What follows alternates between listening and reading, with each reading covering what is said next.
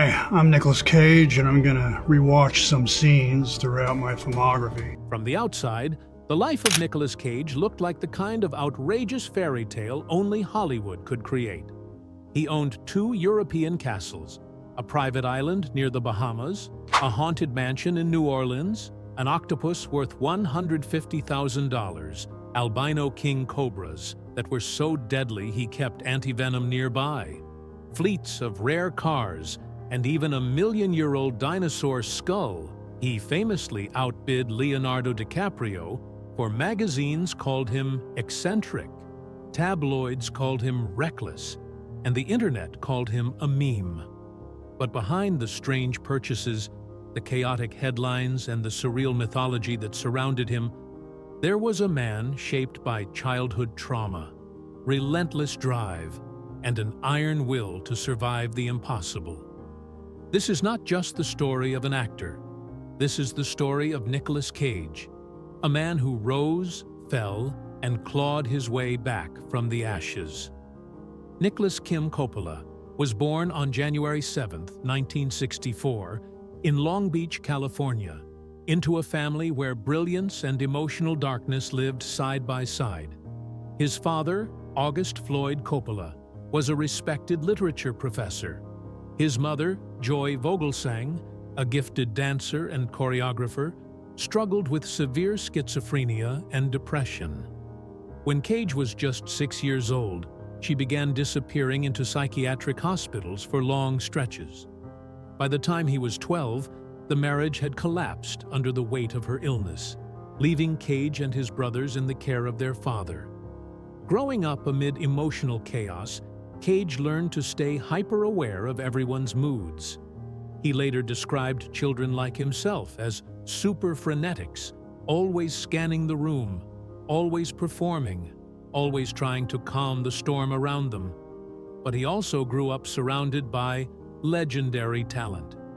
His grandfather was the composer Carmine Coppola, his grandmother, the actress Italia Pennino, and his aunt was Talia Shire.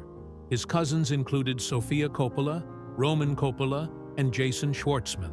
And his uncle was none other than Francis Ford Coppola, the visionary director behind The Godfather and Apocalypse. Now, Hollywood wasn't a dream for Cage. It was the family business. But being a Coppola came with expectations that felt like chains. At 15, he landed a tiny role in the cult classic Fast Times at Ridgemont High, credited under his real name. Instead of being welcomed, he became the target of endless teasing. Older actors quoted lines from Apocalypse Now and mocked him for being the nephew of a legend. He was the youngest actor on set, and the ridicule cut so deeply that he made a life-changing decision. He would no longer be a Coppola. He reinvented himself as Nicolas Cage, a name inspired by Luke Cage, the Marvel superhero, and composer John Cage. The industry saw it as rebellion. His own uncle questioned the decision. Doors that should have been open suddenly slammed shut, but Cage didn't want a shortcut. He wanted to earn everything. He dropped out of Beverly Hills High School at 17, took a minimum wage job selling popcorn at the Fairfax Cinema, delivered pizzas, and spent hours standing in the back of dark theaters, studying films like they were sacred texts. He told himself that one day his face would be on those screens, not because he was a Coppola, but because he fought for it.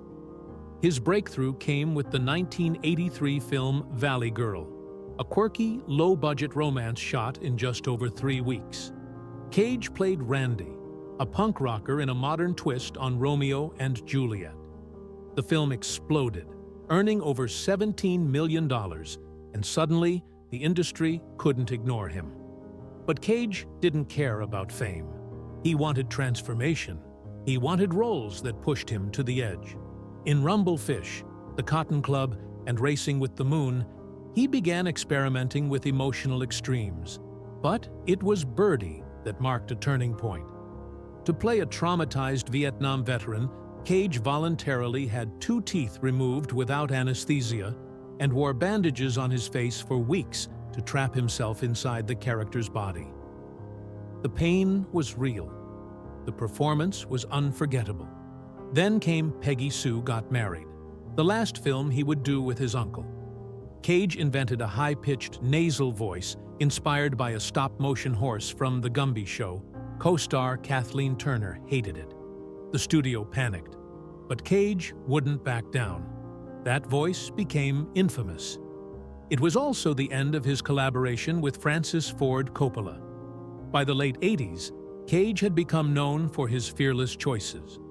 Nothing showed this more than Vampire's Kiss, where he played a delusional literary agent spiraling into madness.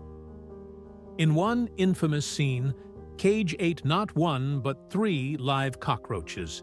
It wasn't in the script, he insisted. The performance was bizarre, raw, and unforgettable. It laid the foundation for what the world now calls full Cage. But Cage wasn't all chaos. In Moonstruck, starring alongside Cher, he delivered a passionate, emotionally charged performance that earned critical praise. Audiences realized he could be both wild and deeply moving. Then came 1995's Leaving Las Vegas, a role that would win him the Academy Award for Best Actor. Playing a man determined to drink himself to death, Cage threw himself into the darkest emotional places he had ever explored. He got drunk on set. He studied the movements of alcoholics. He lived the pain. The film was a masterpiece, but it destroyed his marriage to Patricia Arquette, who later revealed how emotionally burned out Cage had become. Then something unexpected happened. Nicolas Cage became an action star. With films like The Rock, Con Air, and Face Off, Cage transformed into a global phenomenon. He sprinted through nerve gas simulations, endured explosive stunts, and delivered improvised lines that became instantly legendary, like the unforgettable "Put the bunny back in the box." Working alongside cinematic giants such as Sean Connery and John Travolta, Cage carved a space uniquely his own. His snakeskin jacket in Wild at Heart became iconic, and his Elvis-like swagger captured audiences' hearts. By the late 90s, Cage had returned to Hollywood royalty status, this time on his own terms. But fortune's favor can be fleeting. Flush with wealth, Cage began spending in ways that few could comprehend.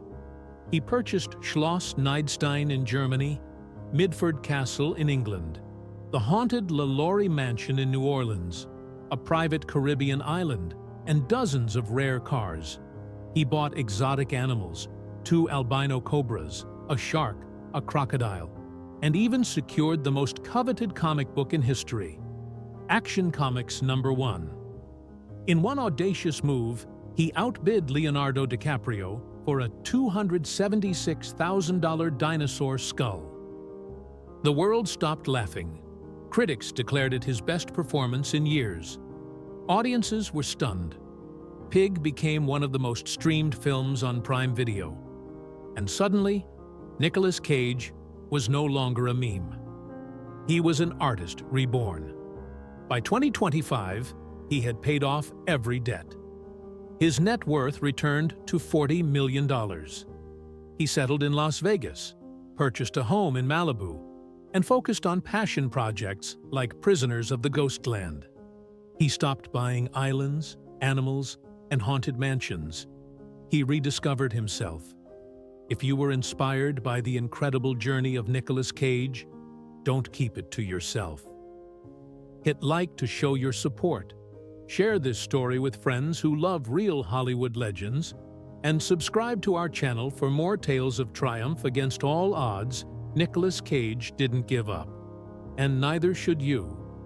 Every challenge can be overcome with resilience and determination. Remember, this isn't just about movies, it's about the human spirit. Stay inspired, stay motivated, and keep chasing greatness. Thanks for watching.